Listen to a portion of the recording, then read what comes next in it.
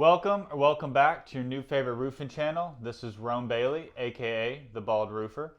So today I want to go over something that is a little debated on, and I don't think it is a debate, but when it comes to homeowners and roofers, this discussion goes on a lot. And what it is should I collect 3 estimates?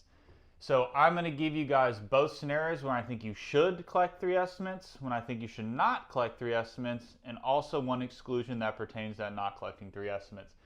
And what is the big kicker? The big kicker is whether you're doing retail work or whether you're doing insurance work. So if you take a look at these 2 documents, they are very, very, very different.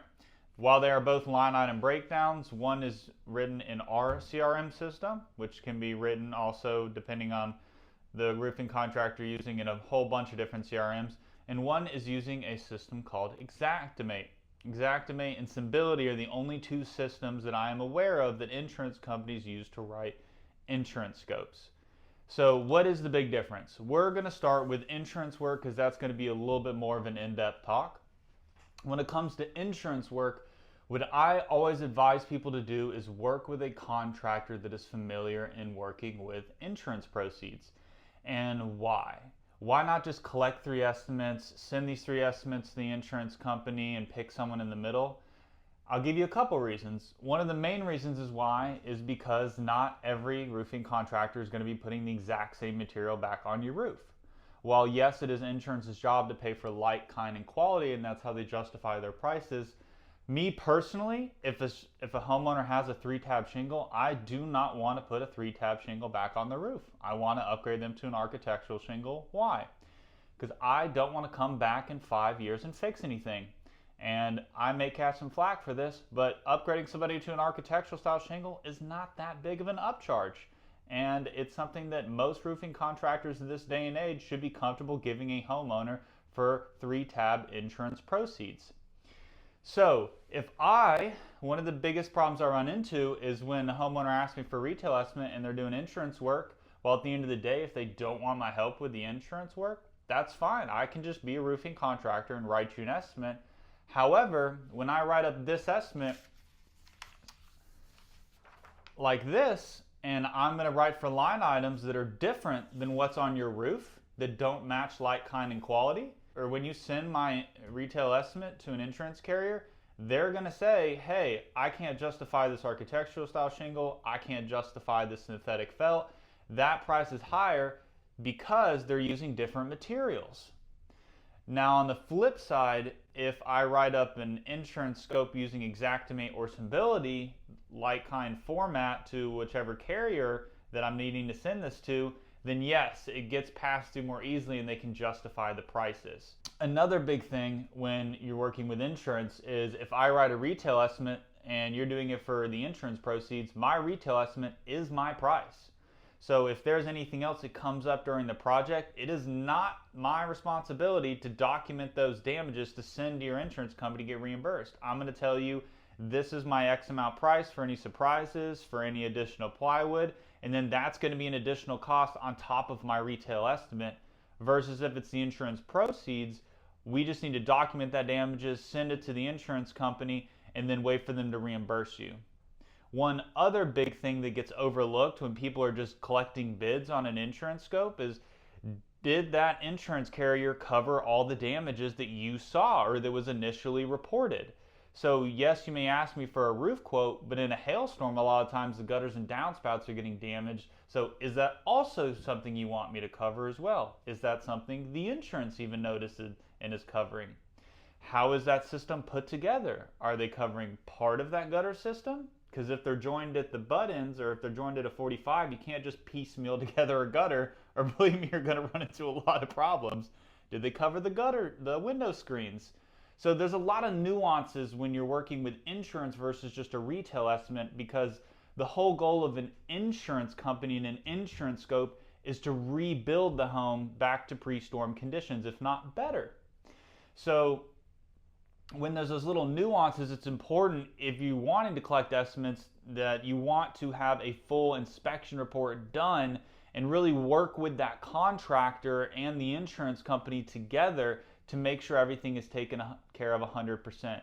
Because the bottom line is, when it comes to insurance work, depending on how your policy is written, most of the time you're only coming out of pocket your deductible. So one other thing I really want to mention that's super important, if you're a homeowner that has an insurance job on your hands and you're doing work for a retail bid with a contractor, is if I'm giving you a retail contract bid, I expect the full payment as soon as the project is done. So we'll collect a deposit, we'll build the roof, we'll complete the project to your 100% satisfaction.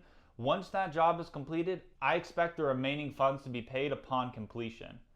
Now with insurance work, 99% of the time, you have something called a depreciation check that doesn't come until the work is all completed. You submit all that with something called a letter of completion to the insurance company to get that remaining funds released to you. When we work insurance, we wait for you to get those remaining funds and then we collect in full. But if I just retail contract you, then what's happening is, as soon as that job's done, I expect full payment. And if you can't provide that full payment, then that's something you may want to consider when you're just collecting 3 quotes. It's always been my advice since I've entered the industry and since I've done insurance work, pick the contractor who's going to guarantee your success, who's going to take you through the process, help you deal with the insurance company, be able to break down everything to you, and be able to explain everything to you to make sure it's a smooth process for you. Because at the end of the day, again, depending on how your policy is written, you should really be only paying your deductible, and they should be taking care of you every single step of the way. And that way you're not running into all these other issues that may come up when you're just quote unquote collecting 3 bids because your insurance company told you to. So now I'd like to get into a retail side. So this is not pertaining to insurance. There's no storm damage going on. The roof is old. You have a bunch of leaks. It's just time to get that old thing replaced. So my advice is to always collect 3 estimates. If you have somebody you just trust, who's done work for you before, you know it's a referral, they're doing a good job, you know their prices are fair, by all means choose that contractor. I don't want to steer anybody away from that.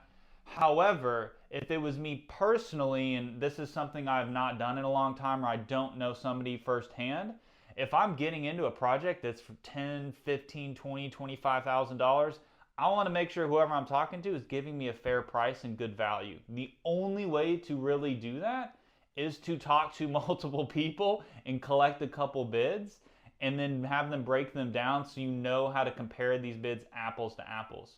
Personally, I sit down with every one of my homeowners and go line item by line item so they know and understand why my estimate is written the way it is, to make sure nothing gets overlooked. And that's only going to be following a full property inspection.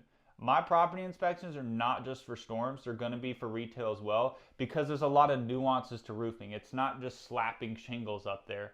It's checking the chimney, checking the siding, checking anything that could be rotten, any flashing needs to be replaced. There's a lot of little small things that we don't want overlooked, and we want to try and stay ahead of any quote unquote hidden costs so homeowners aren't surprised when you're going in tearing in a roof that's maybe 60, 80-year-old home where there's little small code items. And there's another video that I have that also covers a lot of that, called hidden costs, that I'll throw up at the end of the video as well, so hopefully you can avoid a lot of that stuff. So just a little recap, when it comes to insurance work, my recommendation is not to collect 3 quotes. My recommendation is to work with a professional who has done this a lot. Maybe get a couple opinions before moving forward with the insurance claim to make sure it is something that you would actually qualify for, but work with somebody who's going to come out, work with you through the whole process, come meet with the adjuster, help you deal with the insurance company, make sure you're getting paid out correctly, and help you do all the documentation to make sure you're also properly paid, and it's just a smooth process all in all. On the flip side, when it comes to retail, make sure you are talking to several people, collecting 3 estimates, making sure you're getting a fair price, and making sure you're getting the best value for what you're having to spend. So one thing I do want to add on to the insurance side of it is, one scenario where you may want to collect some estimates is if you are approved by the insurance company, but you're looking to upgrade your shingles to, let's say, maybe a presidential shingle, something that has all the bells and whistles. Or if you're looking to change up the material, go to cedar shake, maybe go to a metal panel style roof. That's usually going to be an upgrade, and that's going to be a cost above and beyond what the insurance proceeds are going to handle. So in that scenario, that's something where, yes, you want to work with somebody that obviously can take you through the insurance process, but also make sure that that contractor is qualified to do these other upgrades and have them bid you out on those couple items. And that's a scenario where you actually may want to collect a couple bids, because who knows if they have the best value when it comes to a metal style roof, cedar shake roof, tile, whatever you're looking to change it up, and also make sure that they know what needs to be done in the event you do want to go in that direction. So that's my opinion when it comes to collecting 3 estimates. This comes from talking to hundreds, if not over 1,000 homeowners, getting their opinions, talking to other roofing contractors, and what I personally have found has been the best solution and the smoothest process for homeowners. Thanks for watching, guys. Catch you on the next one.